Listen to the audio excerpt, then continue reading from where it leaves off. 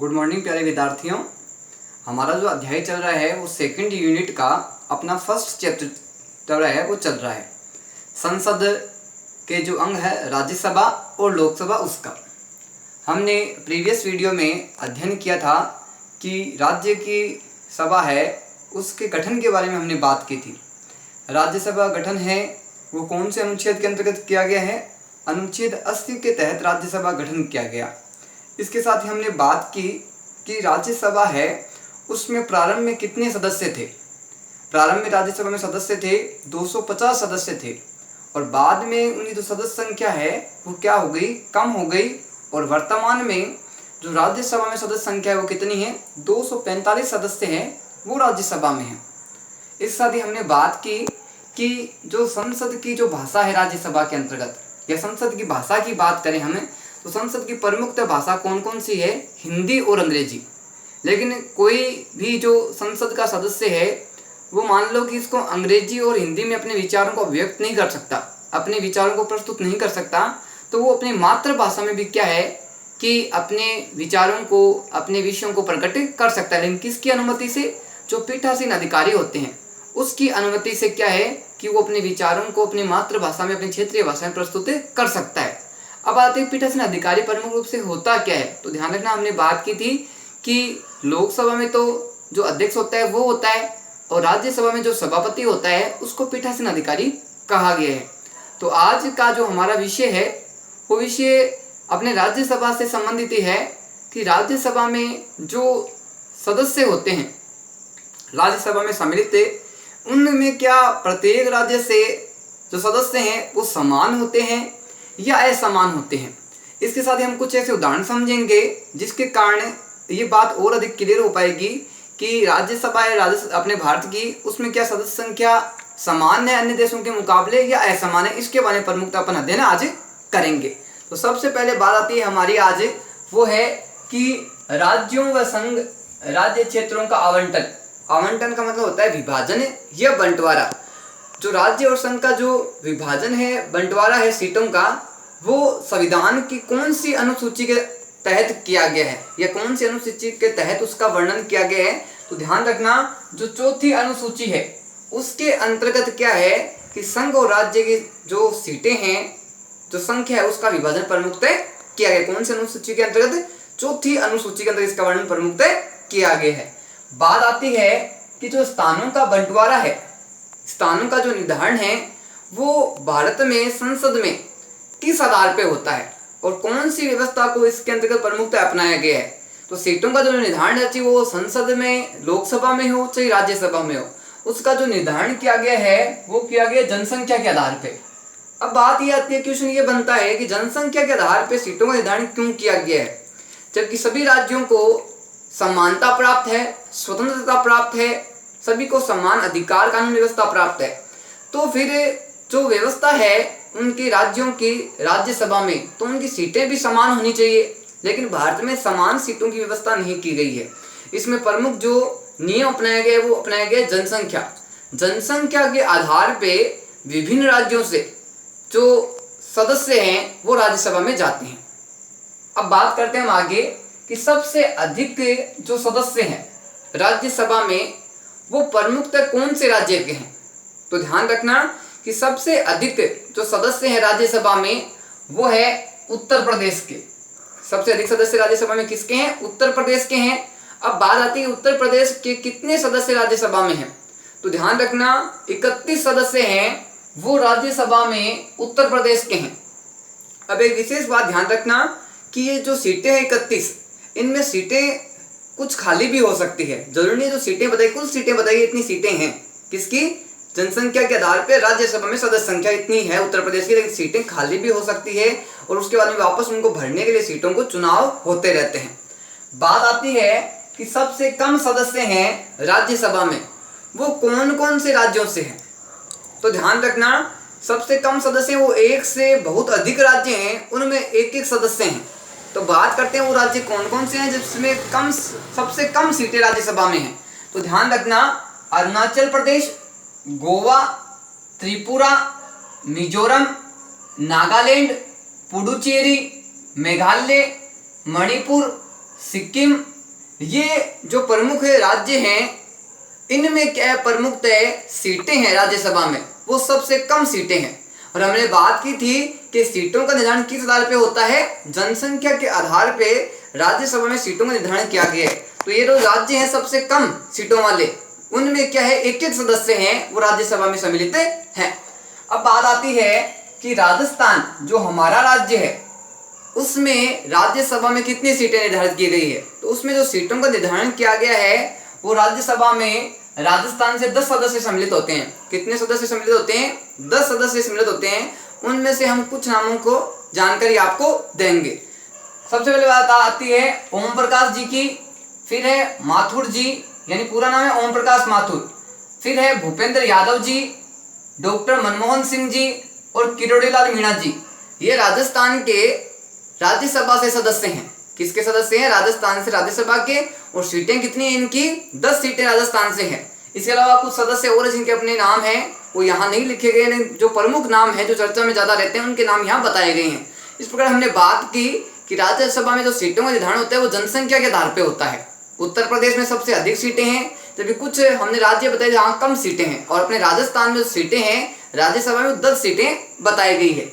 अब बात आती है कि संघ राज्यों से प्रतिनिधि प्राप्त, यानी संघ राज्य हैं प्रमुखतः उनको किन किन को इसमें सम्मिलित किया गया राज्यसभा में सीटों के रूप में। तो प्रमुखतः जो दिल्ली और जो पुडुचेरी है उन 2 संघ राज्यों को क्या है, राज्यसभा में पर्याप्त रूप से प्रतिनिधित्व प्राप्त हुआ है, पर्याप्त रूप से उनको इसमें सीटें मिली है। बात आती है भारत में राज्यों को समान प्रतिनिधित्व प्राप्त नहीं, यानी जो 28 राज्य हैं वर्तमान में उनको राज्यसभा में समान जो अधिकार है, समान नियम व्यवस्था है वो इसमें नहीं अपनाई गई है। जो प्रतिनिधित्व सीटों का है वो असमान है। किसके आधार पे, जनसंख्या के आधार पे। बात आती है राज्यों को समान प्रतिनिधित्व सीनेट में। ये बात करते हैं हम दूसरे देश की कि भारत में जहां राज्यसभा में असमान प्रतिनिधित्व है, क्या दूसरे देशों में भी क्या समान प्रतिनिधित्व है या असमान प्रतिनिधित्व है। तो हम बात करते हैं कि जो सीनेट है उसमें क्या है, प्रतिनिधित्व समान है या नहीं है। तो ध्यान रखना सीनेट है वो कहाँ है, अमेरिका का सदन है। कहाँ का सदन है, अमेरिका का। अब बात करते हैं कि प्रत्येक राज्यों के सदस्य सीनेट में 2 सदस्य, यानी जो सीनेट है उसमें जो अमेरिका के जो राज्य हैं उन्हें प्रत्येक राज्य को समान प्रतिनिधित्व दिया गया है। और प्रत्येक सीनेट के अंतर्गत क्या है, इसमें जो राज्यों के सदस्य हैं वो 2-2 सदस्य इसमें सम्मिलित किए गए हैं। इस प्रकार अमेरिका में समान प्रतिनिधित्व की व्यवस्था की गई है, जबकि भारत में असमान प्रतिनिधित्व की व्यवस्था की गई है।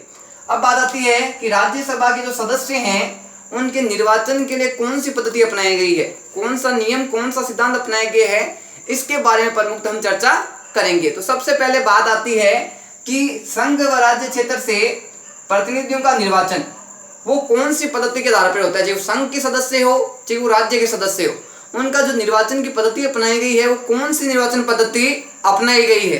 तो ध्यान रखना, अप्रत्यक्ष जो निर्वाचन पद्धति है उसको अपनाया गया है। किन सदस्यों के निर्वाचन के लिए, राज्यसभा के सदस्यों के निर्वाचन, चाहे वो राज्य के हो चाहे वो संघ क्षेत्रों के हो।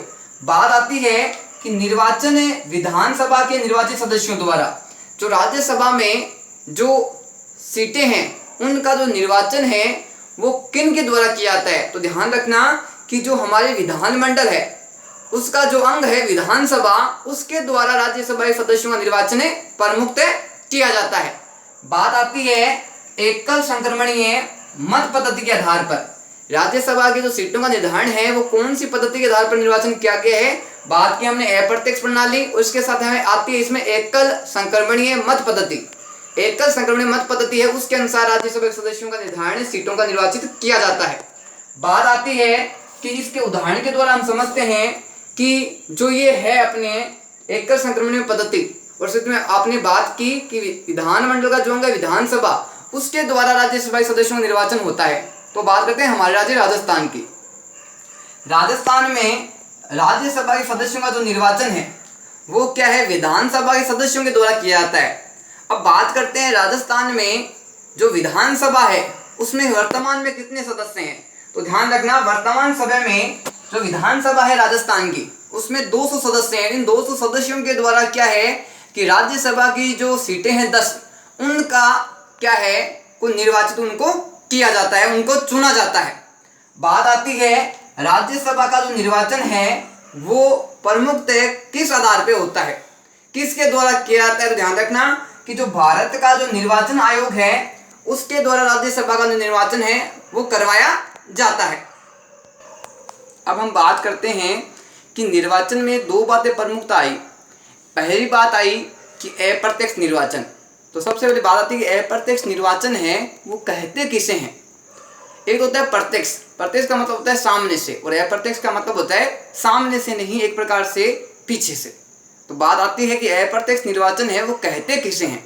तो इसकी जो सामान्य परिभाषा है वो ये है कि निर्वाचन की वह पद्धति जिसमें किसी पद के लिए प्रत्याशी का जो चुनाव है वो सीधे मतदाता नहीं करते। सबसे पहले बात आती है कि अप्रत्यक्ष के अंतर्गत सबसे पहली बात यह आई कि उसमें जो मतदाता है उस राज्य के, वो उसमें प्रतिनिधि है वो नहीं चुनते।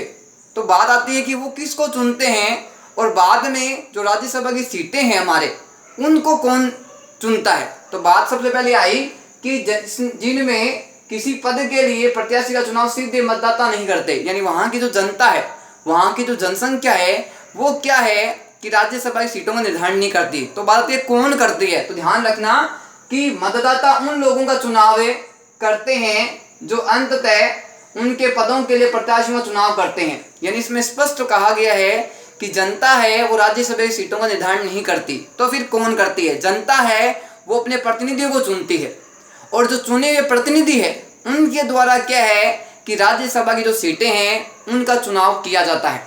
जनता इस प्रकार से क्या हो गई, एक प्रकार से अप्रत्यक्ष हो गई, क्योंकि उसने किसको चुना, अपने विधायकों को चुना, और विधायकों ने बाद में किसको चुना, उन्होंने चुना राज्यसभा के सदस्यों को। किसको चुना, राज्यसभा के सदस्यों। पूरा जनता क्या इसमें अप्रत्यक्ष है। और साथ ही हमने बात की थी कि राज्यसभा सदस्य का निर्वाचन किस आधार पर होता है, अप्रत्यक्ष प्रणाली से। और साथ ही हमने बात की थी एकल संक्रमणीय मत पद्धति के आधार पर। बात आती है कि एकल संक्रमणीय मत पद्धति के जन्मदाता कौन है। एकल संक्रमणीय जो मत पद्धति है उसके जन्मदाता कौन है, और उनका जो संबंध है वो कौन से देश से है। तो ध्यान रखना कि एकल संक्रमणीय मत पद्धति के जो जन्मदाता है वो है हेमर। कौन है, हेमर है वो एकल संक्रमणीय मत पद्धति के जन्मदाता है। अब आती है कि हेमर का संबंध है, हेमर का जो संबंध है वो कौन से देश से है। तो हेमर का जो संबंध है वो ब्रिटिश है, उससे प्रमुख संबंध है। ब्रिटिश के विद्वान रहे हैं प्रमुख, और इन्होंने किसका जन्मदाता कहा गया है, इनको एकल संक्रमणीय मत पद्धति का जन्मदाता कहा गया है। अब बात आती है कि प्रत्येक मतदाता को एकल मतदान करता है, यानी एकल संक्रमणीय का जो हम अर्थ समझे उसको ध्यान से समझने का प्रयास करना। इसमें बात आई है प्रत्येक मतदाता एक एकल मतदान करता है।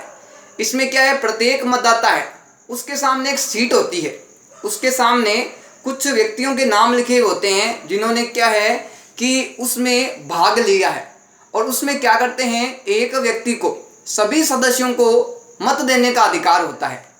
एक व्यक्ति के द्वारा उन सभी सदस्यों को मत दिया जाता है, उसको प्रमुखतः बात की गई है एकल मतदान करता है। बात आती है उम्मीदवारों को रैंक दी जाती है, उम्मीदवारों को रैंक दी जाती है जिसके आधार पे क्या है कि उनकी सीटों का निर्धारण होता है। हम एक उदाहरण के माध्यम से समझते हैं कि जैसे अपने पास 5 सदस्य हैं, 1 2 3 4 और 5। इन पांचों व्यक्तियों को क्या है कि एक व्यक्ति मतदान करेगा।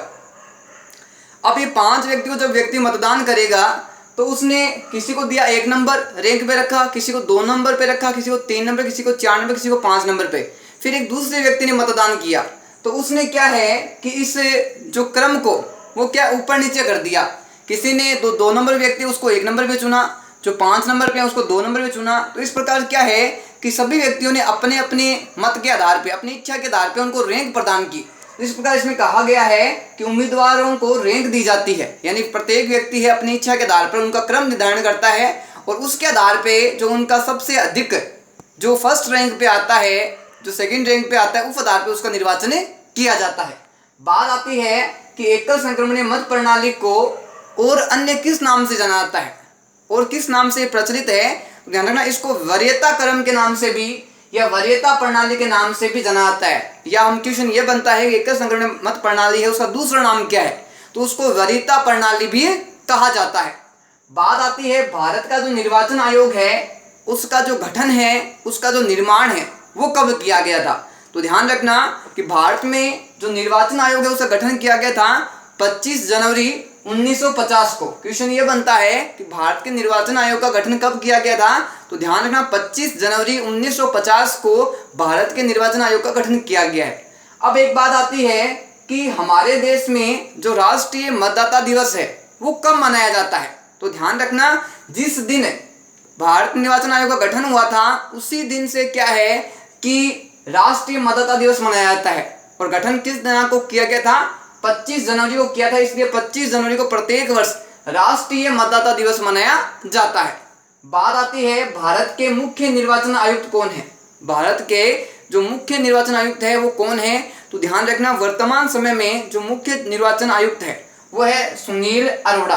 कौन है? सुनील अरोड़ा। इस पर हमने एक बात स्पष्ट की कि जो एकल संगठन पद्धति है उसमें क्या है कि मान लो 5 व्यक्ति है और उनको अलग अलग लोगों ने मतदान किया तो उसमें क्या है उनकी रैंकों में परिवर्तन हो जाता है और जो सबसे वरीयता मतलब सबसे श्रेष्ठ रैंक पे आता है उसको क्या है निर्वाचित चुन लिया जाता है।